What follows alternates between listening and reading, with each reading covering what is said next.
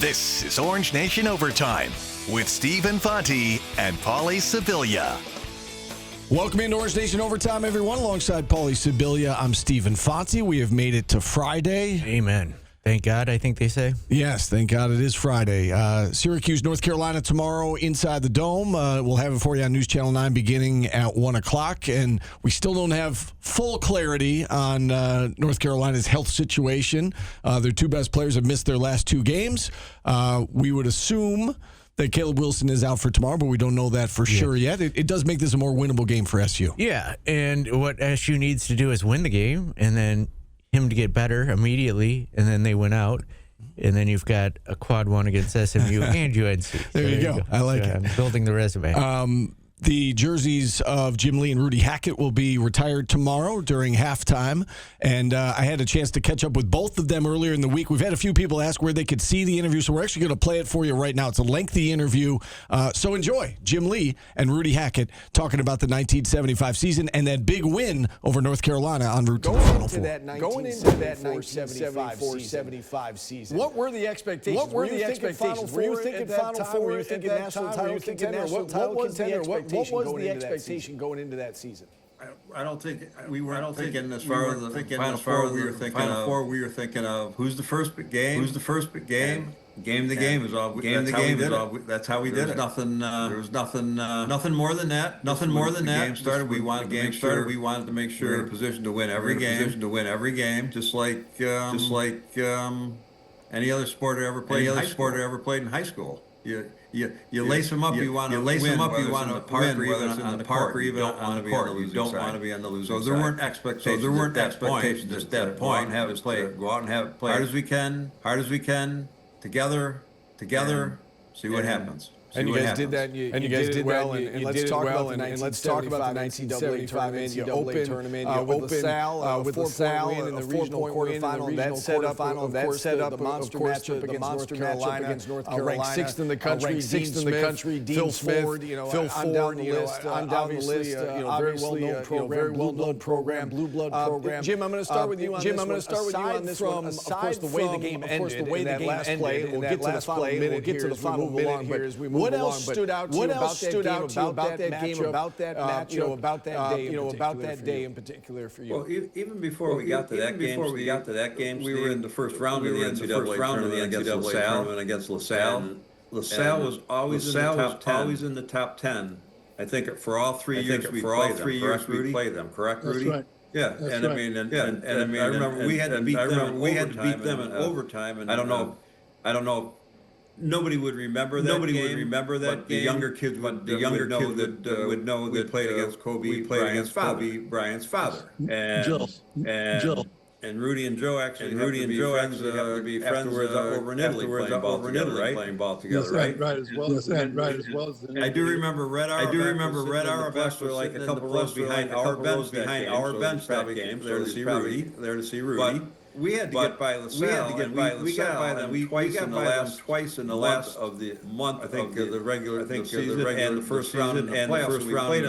We played them at the Palestra, which was kind of their home court. But Syracuse, when we considered the Palestra our home court too. We never got beat there. Correct? Never lost the game in the Palestra. So just to get to the East Regionals, and I remember Coach D. I think it was him that just put it on the board. I don't know why he did it. Whatever. It was at the ECAC. Whether he was fooling around. All right, one down, and 5 or 6 to go. And so all of a sudden we got through the ECAC. With two down, 4 to go. Then we beat LaSalle. All right, 3 down. 3 to go, or 2 to go to get to the Final Four. That's when we started thinking about it. But if you remember, Steve, you wouldn't remember because you weren't born. When we went to Providence, the papers up there and the media were like, well, it looks like North Carolina will play the winner of Boston College and Kansas State. They never even mentioned our name that we were playing. I remember. That's one of the things I remember. And just when we went on the court, and we were being introduced, or warming up. One thing I remember, they had some pretty good looking cheerleaders. Southern Bells, I guess. I think we had three cheerleaders total on our team back then. This is a different game when you play the big boys. When you play the big boys. But I do one quick thing at halftime. I do remember Coach Danforth going to us, gentlemen. We are going to win this game. We are going to win this game. We are either down 1 point. I'm not sure what it was. He goes, we are going to win this game. We are going to win this game. We're 1 or 2 down. He goes, we're 1 or 2 down. He goes, Rudy has yet to score a basket. We're going to win this game. We're going to win this game. The rest was sitting. Okay. Whatever you say. But I do specifically remember that. And turned around. Things happened our way. So it leads perfectly in my next question, Rudy, because I was going to get to that. You were in foul trouble. You were in foul trouble. Much of that first half. Did not score in the first half. Tell me about that experience. We'll get to the final minute. We'll get to the final minute that happened there down the stretch of the game. What's that like for you? What's that like for you? Biggest career chance to go to the regional finals, North Carolina, and you're saddled with foul trouble. Take me through that first half, and I guess into the second half from your perspective. The thing I remember most about the way Carolina played was their defense, as well as their ball control. They were clogging the key, the 3-second area. With so many players every time I got the ball. I couldn't get to the rim. And even if I got it around the foul line and started driving to the basket, I couldn't get to the basket because there were always 2 or 3 guys waiting for me. And it was very difficult to score near the basket. And I just saw blue all the time. And it was very frustrating in the first half because I knew that we needed points from me. But it wasn't like I need to score for me. I need to score for our team. And I needed to figure out a way to do that. And so I was trying to understand what did I need to do to help us. If I couldn't, I was going to find someone else.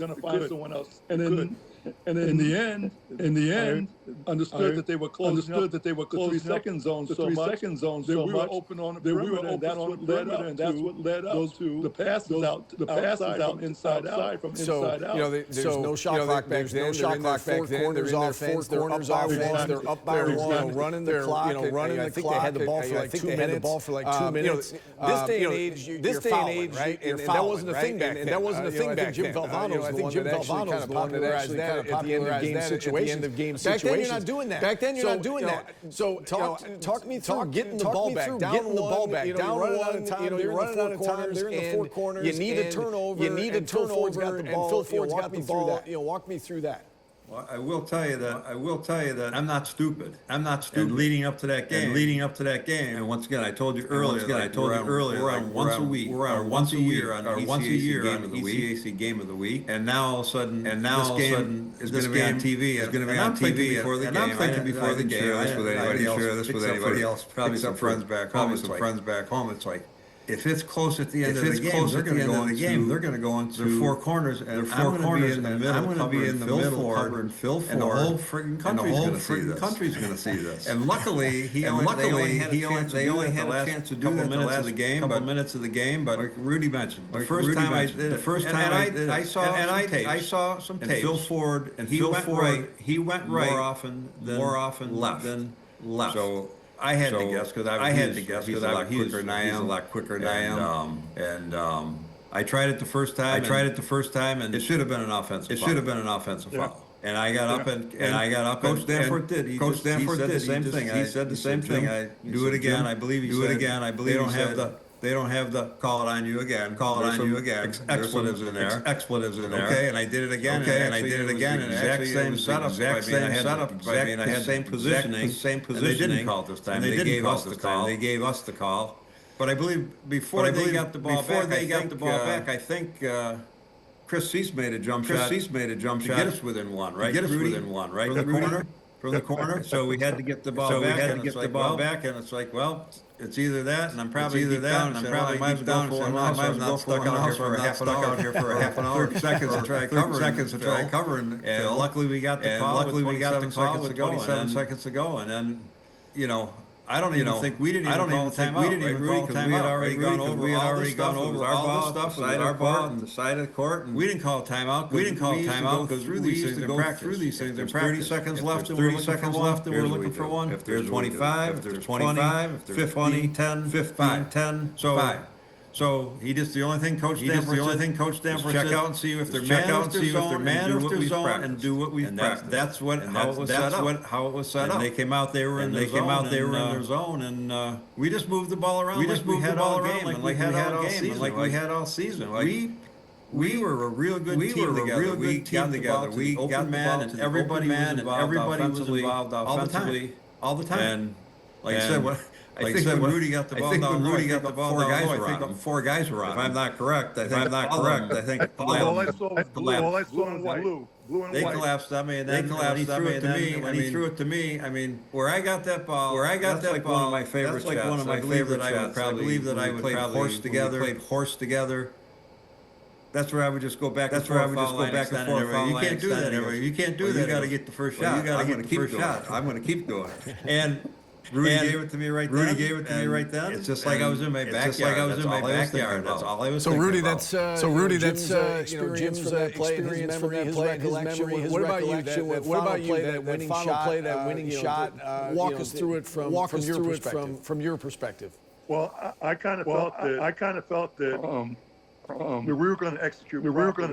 Properly. So I knew that meant me getting the basketball. And I would have to make a very quick decision as to what to do with it once I got it.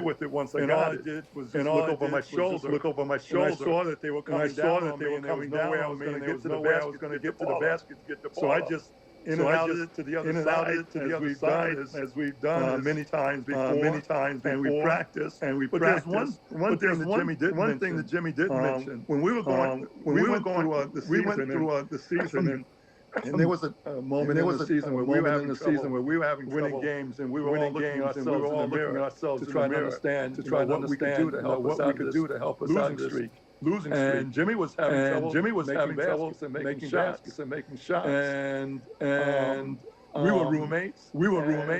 And I talked to him about it. Hey man, let's go up to the gym and get some shots this week. And let's see if we can work on this. We can work on this and figure out how we can help us out of this situation and help you get back on track and making shots. So we went up to the gymnasium up top from Lawrence. And we just worked on the shots that we were getting, worked on the offense and tried what we could do to get them out of the shooting.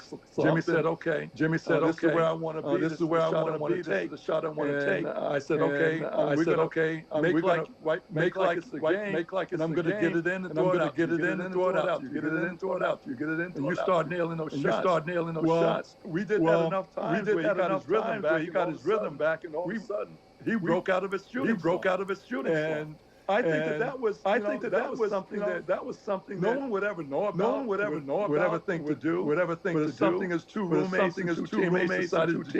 We just did it on our own. And we were up in the gym at 9:30, 10 o'clock. And we were up there working on trying to make us a better team, make us better players. And it turned out that the basketball blessed us at the end. And Jimmy made the shot that we had been practicing on during the week. It kind of brings us full circle to today. All these years later, it's long overdue. You both should be in the rafters by now, but they're making it right, and we get to see your jerseys retired. I guess kind of a two-part question for both of you. Jim, I'll start with you. Jim, I'll start with you. What does it mean to you to have your jersey retired? And then the second part of that is, what does it mean to go through this process in this day with your roommate, your good friend, alongside you? Well, I don't think anybody will know how honored, humble that I am that this is happening for me. When I came, my first couple of years at Syracuse, I wasn't a heavy recruit. Rudy will tell you, I only weighed 55 or 60 pounds. I think I was known as Mike Lee's younger brother until he graduated. I'm not so sure anybody even knew my name. But I think the best thing that ever happened to me is is the guys that we played with in 1974-75. I mean, we all bonded together. We were a team. 15 of us stuck together when we went through our losing streak. When I was in my shooting slump, we just figured like, okay, let's 15 of us against the whole campus and whoever said anything bad about us. We lost a couple of those games. We lost, but we learned from it. And I think for me, the 1975 team, how things panned out. I mean, that's one of the reasons I'm up there. I apologize to nobody that I happen to play as good as anybody in the country at the end of my senior year. But I hope that any of my teammates, when they look at my name's up there, it belongs to them. It belongs to them as much as it belongs to me. And I am truly honored to go up with there Rudy, because in my eyes, Rudy should have been up there. Right after Dave Bing and Dennis Duval went up. And for whatever reason, I do not know why. His numbers speak for themselves. Everything as far as rebounding, scoring, games played. But he was the ultimate teammate, and he should have been up there a long time. So it's truly an honor for me to be up there, especially going in with him. And Rudy, I'm going to give you a chance to respond to that as well. Same question. What does it mean to you? What does it mean to you to share this with Jim on Saturday? Well, I'm very honored. I'm very humbled. I told the guys this opportunity to be in the ceremony of this sort is just a reflection of our team and all the work we put together, our coaching staff, belief in ourselves. And I'm very grateful. The university not only recognized me, but more so recognized our team. Because it's something that's very special and you remember for the rest of your life. When you get a group of guys together and they grow together and we did from our freshman year. I think that's one of the things that I can appreciate about the years that we went to school is that we had a freshman team. And those freshmen came in together. The five scholarship players. We bonded in that year that we had to play as a freshman team. And we built our relationships that lasted for 4 whole years. And we made it to the Final Four as a team that were freshmen 4 years previous. And I think that's something we appreciate about Syracuse University is that we were able to stay together and represent our school.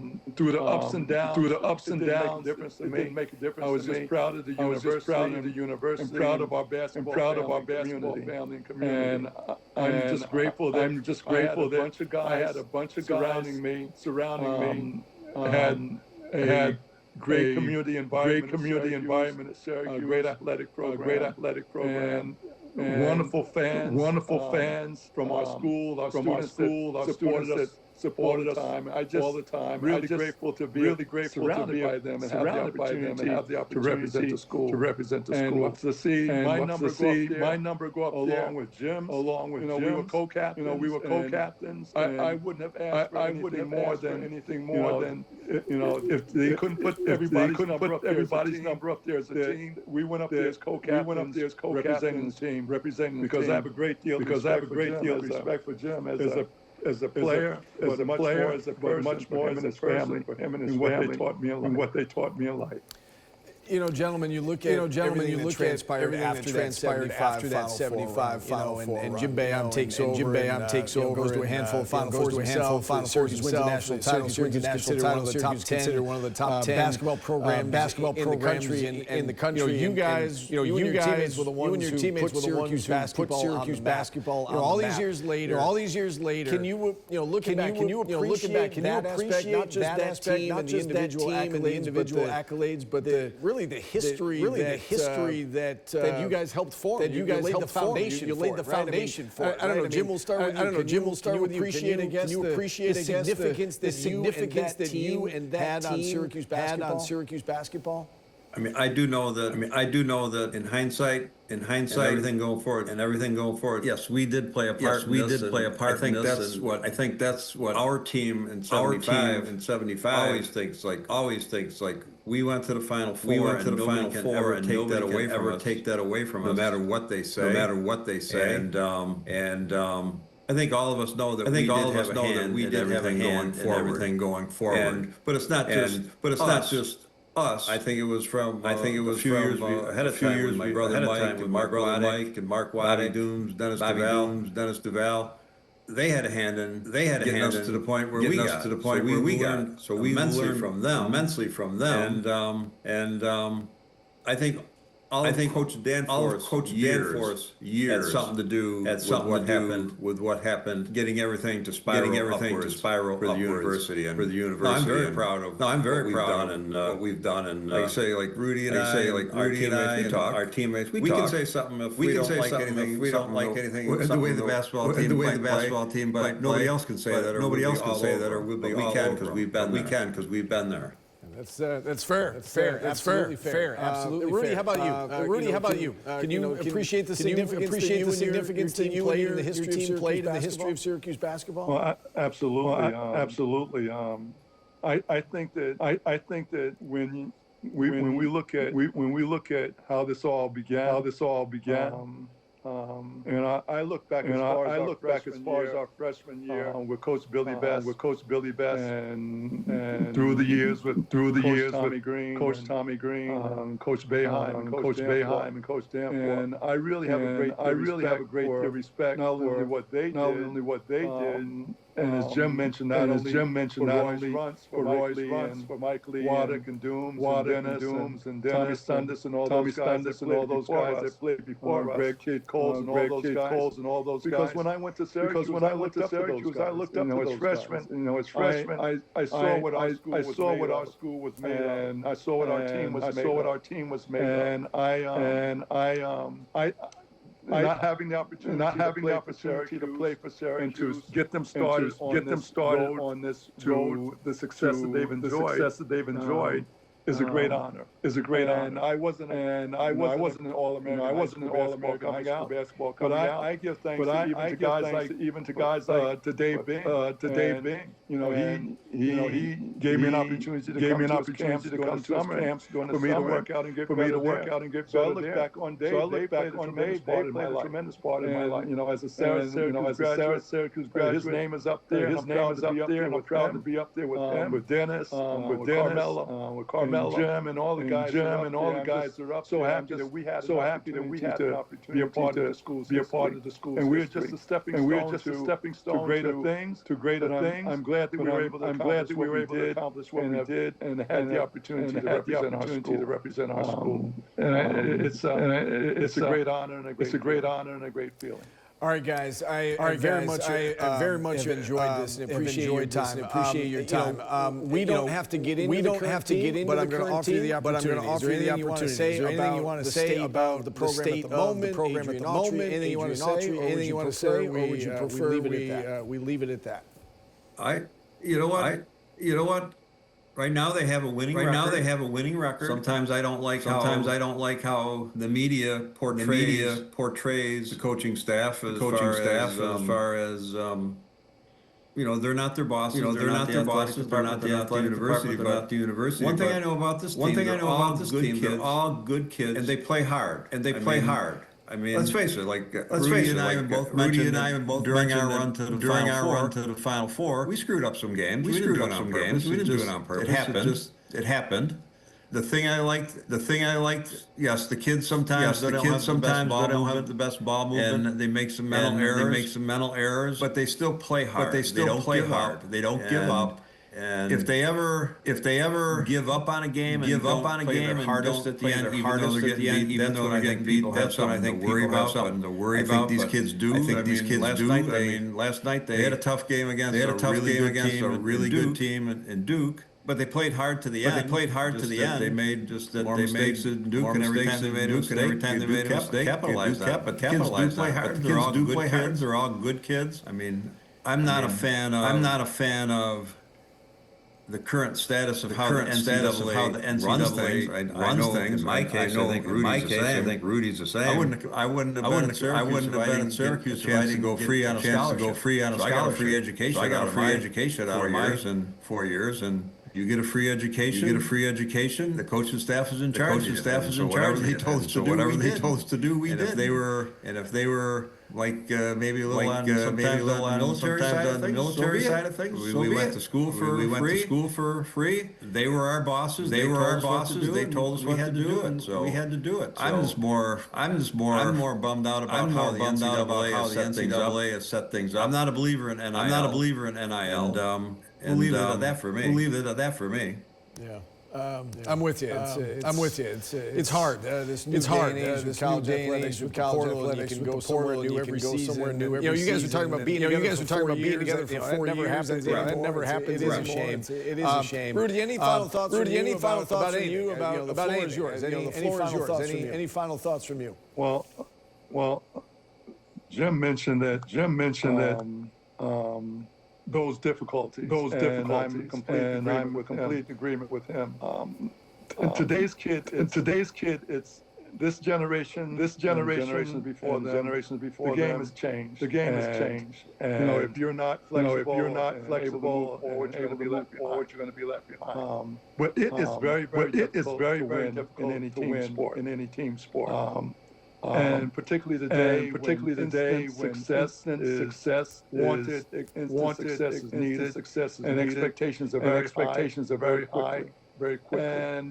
And people forget that it's very hard to build a team that can play team basketball over a period of time and win. That doesn't happen. I've played a lot of different sports, and I've never been on a team that was an instant winner. It takes days and weeks and months, wins and losses to build a team. It takes problems to work through. There's so much to work through. You're not going to get results immediately. But today's world demands that. You look at all levels, amateur, whether it's NFL, whether it's NFL, whether it's NBA, whatever high school, college or high school. You're supposed to win right away. But team doesn't happen right away. It's a building process. It's a building process. And unfortunately, a lot of coaches do not have the time to do that. As far as the kids go, kids are different today. It's a new world. Kids are brought up. Their DNA is not discipline. It's not focus and concentration. It's change. If it's not done the way I want the way I like it's done, we're going to move to another team. We're going to move to another way. Move to another school. Get it done another way. I'm going to find someone else there I can play for better. That does not breed building a team. Team comes from playing together, going through the feeds. Living it, working on it and building it. I never saw a skyscraper built in a day. They can build 50 floors. It takes months of guys coming together. The brick and mortar, the cement, the steel workers. It takes a whole lot. It takes a lot of work. That's hard to put together. I'm hope to some way a way to rectify this that allows coaches and universities and teams to be formed and play together before everyone starts changing just because they're not unhappy and want to find somewhere else. Because this is not good for kids. This is not good for team sports. And unfortunately, the results of this kind of system, you see it earning the game more and more. Nothing good is coming out. Something needs to change. You know, you look back, Paulie, and that team and maybe even that game over North Carolina helped lay the foundation for the next 50 years of success. There's so many things that happen there, too, if, Danforth doesn't take the job. Yeah. And, maybe Boeheim doesn't come here, and maybe what Red's doing is a miracle. You don't know how it all plays out, but it all played out in Syracuse's favor into, making us all spoiled a little bit. And that team deserves a lot of credit for it. So enjoy the game, everybody. Enjoy the weekend. For Paulie, I'm Steve. We'll talk to you again on Monday, everybody.